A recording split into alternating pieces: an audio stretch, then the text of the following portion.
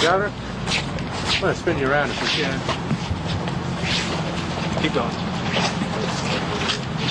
Governor, first of all, Ted Bundy, 7 days is an awful short time for a death warrant. Why is that? It's almost 11 years since the crime was committed, so I don't consider it to be short at all. And I believe the death warrant was properly signed and that justice needs to prevail, and it should take place next Tuesday. How likely do you think that's going to be? I'm not going to predict what appeal systems may or may not do, but I have a strong feeling that on Tuesday of next week, the state will be able to carry out its duty. His lawyers are saying that 7 days is a travesty. That doesn't give them adequate time to prepare a new appeal. They've had 11 years to prepare appeals. It's not the first time I've used a 7-day limit, and it's their job to get the work done. Why does everyone seem so certain it's going to go this time? Well, I'm not, as I said earlier, the courts are still there, and he still has attorneys, and I'm sure that they'll do what they can. We, of course, signed the death warrant to be carried out in 7 days.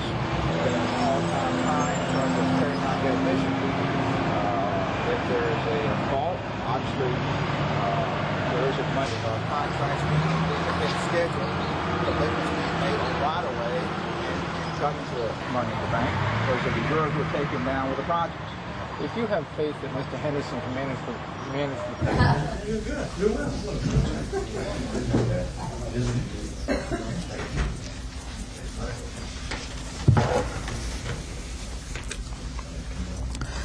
This morning there's been a series of telephone calls that we want to respond to, of which I've given response to, and this has to do with Ted Bundy, where we had inquiry by his civil attorney, Diana Weiner, and also by the Seventh Circuit State Attorney, John Tanner, and also by Mr. Gardner, who is the Chief Assistant.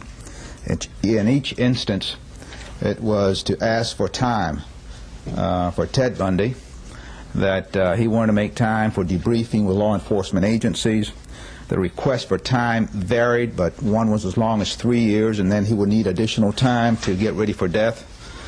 And we have sent word back to each of these individuals that the rendezvous with the electric chair will be on next Tuesday at 7 o'clock in the morning. And that I have instructed Richard Duggar earlier this morning to make certain that Ted Bundy and those that represent him and those that wish to talk to him have all the time that can be provided between now and 7 a.m. on Tuesday next. We're not going to have the system manipulated in terms of trying to extend time by now wanting to talk to law enforcement people that he toyed with for years as they try to gain information from him. So that our answer to each of these requests is no. That on January 24th at 7 a.m.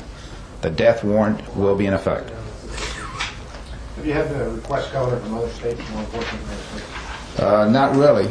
But I think one of the things to be made clear here to law enforcement, which I think they realize more than anyone else, what Ted Bundy has done, is that you don't negotiate with a murderer.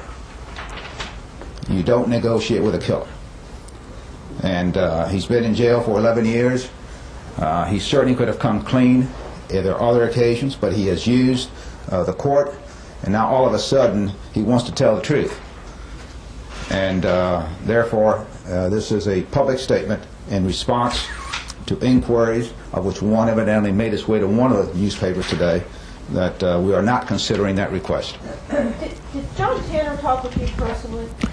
No, he talked to Mr. Cummings from the Florida Department of Law Enforcement, but Mr. Gardner did talk, I believe, directly with Andrea. Did they mention specifically what he wants to talk about? I don't know if it was specifically, but had to do with other cases. Did they name the cases? I don't believe they named specific cases, no. Did they characterize the offers that he was That he would need time beyond January 24th, as much as perhaps 3 years, and then he would need more time to prepare for death. That was one of the requests. Who mentioned 3 years? Who was it? That was Mr. Tanner. Do you have any sympathy for those family members, survivors of victims who may have questions in their own mind, even outside Florida, other states, who would like to have this resolved? If he would come forward and make a confession? For him to be negotiating for his life over the bodies of victims is despicable. Were you told that he plans to admit his involvement in those cases? We don't have any hard information as to what he will do, other than he's going to need time to get it done. Do you think the stories could be that long? It would take that long, though?